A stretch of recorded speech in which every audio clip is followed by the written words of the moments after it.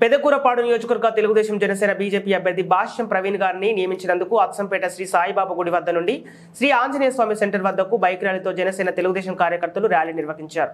బాణసంచా కాల్చి సంబరాలు చేసుకున్నారు. Narasaraopet staff reporter K Pichaiah.